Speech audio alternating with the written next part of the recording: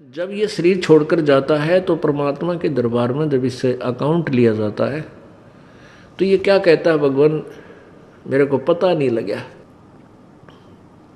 मुझे ज्ञान नहीं हुआ कि मुझे क्या करना चाहिए था, भक्ति करनी चाहिए थी या नहीं थी।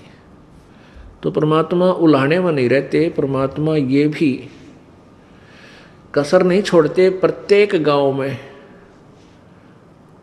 प्रत्येक नगर में, पूरी पृथ्वी पर कोई भी प्राणी ऐसा नहीं जो इस बात से अपरिचित हो भगवान की भक्ति करनी चाहिए, परमात्मा ने याद करो। यानी किसी ना किसी के मुख से उसने अवश्य कहा है भगवान की भक्ति करनी चाहिए, परमात्मा ने याद करवाई। कोई गलती करता है, पाप कर रहा है, भाई भगवान से डर, मालिक ने याद करे। यानी इस तरह की प्रेरणा प्रत्येक प्राणी तक मालिक ने पहुंचा रखी होती है। फिर दूसरा ये होता है, जैसे आप जी गए हुए हो, आप प्रत्येक भाई को, बहन को, मित्र को, सहेली को, कोई रिलेटिव है, संबंधी, उनसे अवश्य ये चर्चा करते हो कि भगवान की भक्ति करो और भक्ति का मार्ग ये है, वो भक्ति का साधना ठीक नहीं है। तो भले ही वो नहीं मान रहे हैं तो उनका दुर्भाग्य है। जब वो सच्चे दरबार में जाकर खड़े होंगे उनका कोई पुण्य उनके साथ होगा नहीं, क्योंकि भक्ति शास्त्र विरुद्ध है। गीता जी अध्याय नंबर 16 के श्लोक नंबर 23 में कहा कि अर्जुन, शास्त्र विधि को त्याग कर जो मनमाना आचरण करते हैं, मनमाने आचरण का अर्थ है जो अपनी मर्जी से लोक वेद के आधार पर, सुनी सुनाई कथाओं के आधार पर, ज्ञान के आधार से पूजाएं करते हैं, वो मनमाना आचरण कहलाता है, जो वेदों और गीता में वर्णित नहीं है। जो शास्त्र विधि को त्याग कर मनमाना आचरण करते हैं उनकी ना तो कोई सिद्धि होती है, ना उनकी गति होती है, ना कोई सुख होता है, यूजलेस। तो जो साधना आप कर रहे थे वो तो उनके पास साथ भक्ति धन हुआ नहीं और पापों की गठड़ी बंध गई पूरी। पाप बहुत इकट्ठे कर लिए, क्योंकि पाप तो दिन में बिना गिनती के होते हैं और पुण्य करने के लिए विशेष व्यवस्था करनी पड़ती है, गुरु बनाना पड़े। फिर जैसे गुरु जी बताओ वैसे साधना, पूर्ण गुरु, नकली गुरुओं से पूजा नहीं, ना उनकी कोई द्वारा बताएगी साधना से लाभ होने वाला। तो ऐसे पूरा गुरु मिले, फिर आप सच्ची लगन से, सच्चे तरीके से लगे, तब पुण्य बने। तो पुण्य तक कोई उनका बना नहीं, पाप की गठड़ी बंद गई। फिर वहां जा खड़ा हुआ धर्मराज के दरबार में।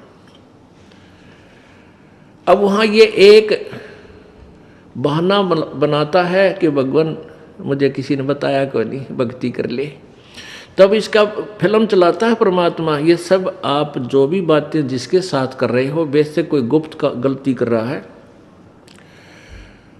तो वो भी फिल्म बनकर भगवान के दरबार में पहुंच जाती है और एक आपके अंतःकरण में, आपके कंप्यूटर में ऑटोमेटिकली फीड हो जाती है।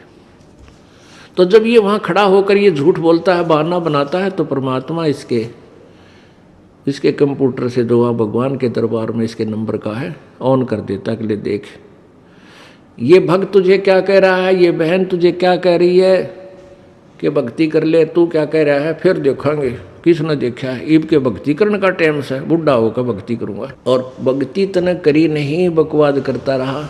फिर ये कैसे कह रहा है कि मेरे को किसी ने बताया नहीं। फिर ये यूँ कर ले है, नीची गर्दन, भगवान गलती बन गई, बन गदा। अब गलती की सजा दूँ मैं, मेरे पास और कोई विकल्प नहीं। जैसी तू करेगा वैसा फल दे दूंगा।